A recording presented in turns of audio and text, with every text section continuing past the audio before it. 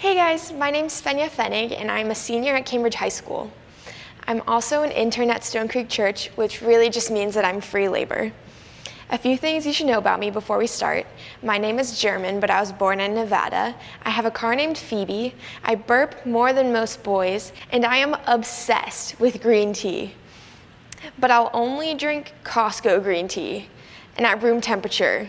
Like, I won't drink it cold. It's really weird, I know. And another thing you should know about me is that I am a self-declared introvert, so being up here is really terrifying. You know how they say that when you have stage fright, you're supposed to imagine the crowd in their underwear? I thought about that, but Joe Baker in his underwear is not something I want to see. And even more than that, I honestly thought that my story wasn't worth sharing with y'all at first. It's nothing dramatic, there's no green tea to spill. I thought I was just your basic good girl.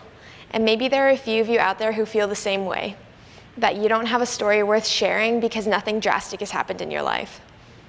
I've realized that that was the enemy trying to keep me from sharing about God's goodness, His faithfulness, and the life that He wants for each of you. So if any of you have ever had the same thought, stop limiting the power of the gospel. Your story is on purpose and for a purpose. So the generic start of a testimony, I grew up in a Christian home. We went to church every single week, and I hated it for a long time. As a kid, I was also a tomboy, which meant that I wore gym shorts in public often. But that was basically the extent of my childhood, church and gym shorts. It was great. But the tension of my life started to rise in middle school. So because of the kind of person that I am, my whole life I've always chosen a best friend, one person that I would dedicate my everything to. Whatever she did, I did. Whoever she said I was. Don't get me wrong, there's nothing bad about having a best friend or being a loyal friend, but in my case, I was making this friend my identity. So when I got to middle school, my best friend happened to be popular. So I did all the things the popular kids did to keep up with her. I was a cheerleader. I had meaningless relationships with boys. I did whatever it took for her to accept me. Until my Christian background kicked in, and I started to feel uncomfortable with the path that I was going down. When I decided enough was enough, she peaced out, and I thought that I was alone. But praise Jesus, I was wrong.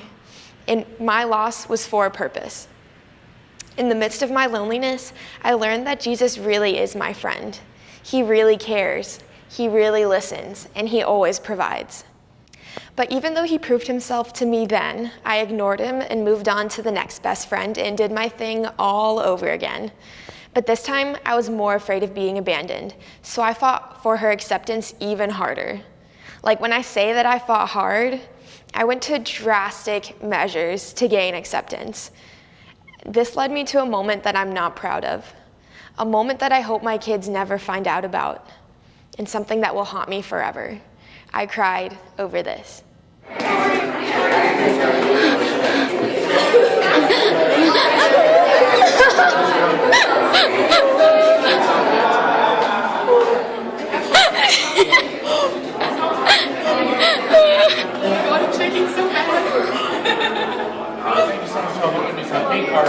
For the middle schoolers who are learning how to read when this was a thing, these are talentless boys that became famous for posting 6-second videos on an app called Vine. A bunch of the guys got together and decided to go on tour, and they named it MagCon. And I was obsessed, fan account and everything. I lost hundreds of dollars, so many hours, and my dignity to this thing called MagCon. Yeah, it was bad. So my best friend at the time and I were in this together, hyping each other up into the worst mistake of our lives. And as funny as this is now, I know that this unhealthy attachment and idea of community is the most obvious evidence for how desperate I was. I thought that having some stupid boys pay attention to me for a few seconds was going to fill the hole in my heart that Jesus is meant to. I know that you hear it all the time, but guys, nothing will ever make you feel whole the way Jesus does. Nothing will ever make you feel joy the way Jesus does. And nothing will ever make you feel important the way that Jesus does. But it took me so long to figure that out. Throughout all of that, I was still going to church every single week, and I even started to like it. So my best friend and I decided to go to the Escape in 2015. I was expecting just to have a good time, but I got so much more. For the first time, I got to experience what healthy community felt like. I became BFFs with V, Carson Knopf, and my whole small group clicked that week. Seeing the way that Knopf had a relationship with Jesus made me curious and honestly a little jealous. I didn't have the moment at that escape, but Joey challenged us to start reading the Bible, a proverb a day, so I did. And at first, it was just some good advice and ways to live wisely, but then God started talking to me through his word, and I started falling in love with reading the Bible as Jesus kept revealing himself to me through it. Since then, I've been consistently reading my Bible, and it's the most rewarding thing I have ever done. You see, as Jesus was showing me who he was also starting to show me who he made me to be. The Bible explains this change in Romans 12:2. It says, "And do not be conformed to this world, but be transformed by the renewing of your mind, so that you may prove what the will of God is, that which is good and acceptable and perfect." I was slowly changing my heart to align with his, and I didn't even realize it. My old desires were disappearing, the way that I saw myself was shifting, and my friendships were starting to be about him. Going into high school, my heart began to break for all of my friends who didn't know Jesus, so I invited them here.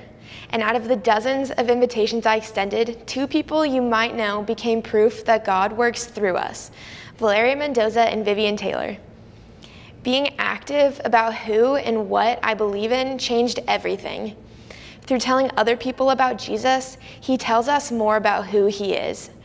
And every time that I've told someone about Jesus, it was this great reminder that Jesus has already chosen me. And looking back, I can see that God has placed so many people in my life that needed to experience the hope that's in Jesus. Before I'd even given my life to Jesus, he was the only hope I knew to give. He is the only stable, consistent, and lasting promise of hope. Freshman year continued, and I met a boy who had the total opposite kind of faith than I did. His name was Tristan Roussel. I had the personal, private part of faith down, reading my Bible and prayer, but he had a loud, in-your-face, public faith. God knew that we needed a little bit more of each other's strength to grow, so he put us together, and it worked. In the time that we dated, he taught me that we're all supposed to be leaders, just in different ways. I took responsibility for God's kingdom and started working for it. I started a Bible study at school and serving on Sunday. Things were going great for me. I was walking with Jesus and loving it. At Pause my freshman year, I had this unexplainable moment of realization while I was praying that I'm supposed to take joy in Jesus' death. For so long, it just broke my heart that Jesus had to suffer for me. But in that moment, he showed me that it's about his resurrection, that he didn't stay dead. And I decided that I was going to tell the whole world about it through baptism. But in a conversation following my decision, I was warned that Satan hates it when we take steps of faith, and that I should expect a trial to come my way. I freaked. I second-guessed everything I knew. I questioned whether or not my faith was real because I'd never gone through a trial. So I lived in fear, waiting for something bad to happen to me, to test the validity of my faith, but nothing came.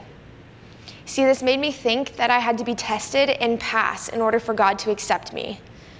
I kept following Jesus on a personal level, but it took me months to realize that I didn't need a downfall to know that I love Jesus and that I want to tell the whole world. God accepted me through the cross, not because I endured a trial. So my best friend Vivian and I happened to get baptized on the same day, May 15th, 2016. Living and walking with Jesus has brought me inexplicable joy despite the challenges that continued after devoting myself to him. The people around me continued to struggle, friendships continued to have drama, and I fell into a dry season.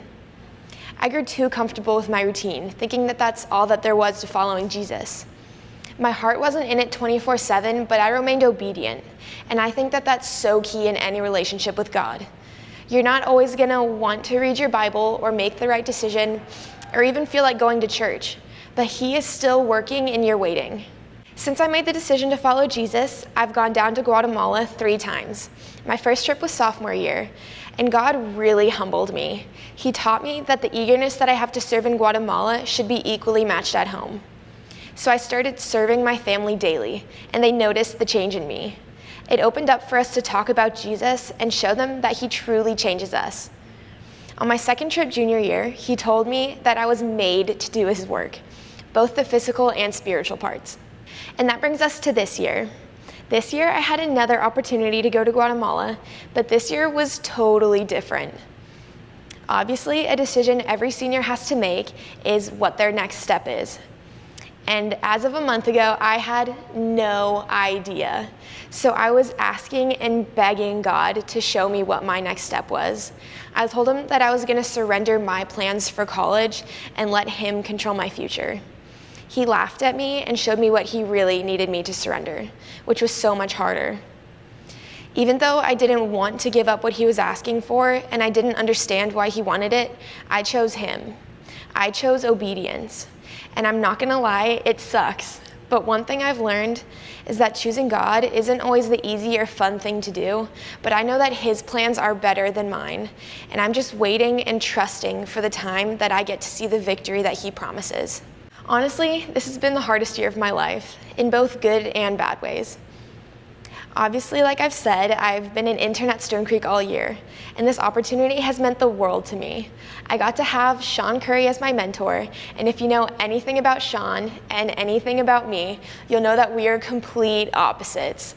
Sean is probably the most outgoing person you'll ever meet, and I am not. So he has encouraged, well, forced me over and over again to be out of my comfort zone. He has held me accountable to my Bible reading, given me wisdom about my walk with Jesus, and helped me through so much more than you can know. Sean, thank you for being my friend, not my boss this year. I want to encourage all of you guys to lean into the amazing leaders and staff that are here at Stone Creek. They truly, deeply care for each of y'all. Talk to them, be friends with them, and they will bless you in ways that you can't imagine. And obviously another thing I've loved about getting to be an intern is being a part of planning and setting up Wake. So much thought goes into making Wednesday nights special for y'all, and seeing you here every week is such a reward for it. But this year I've struggled with community more than ever. So many people have came to and soon after left Wake, my small group in particular. I regret so bad not branching out of my friend group, not texting that girl, or not praying for that person that now doesn't go to church anymore. I've learned that I can't live in that, but I need you guys to know that this is an ongoing thing, and I want you to be the end of the cycle. Love every person the best you can. Be real with your small group and fight for the relationships that exist here. Community creates quality and consistency in your walk with Jesus. Reach out to that person and fight for those relationships. For me, high school has been a crazy journey of highs and lows, mountaintops and valleys. But one thing that I will always find my hope in is that the God of the universe has chosen me. He died for me. And because of that, I will forever be his. So guys, no matter how hard high school gets, no matter what season of life you're in, God chose you. He died for you, and you are his. My name is Svenja Pfennig, and this is my yearbook.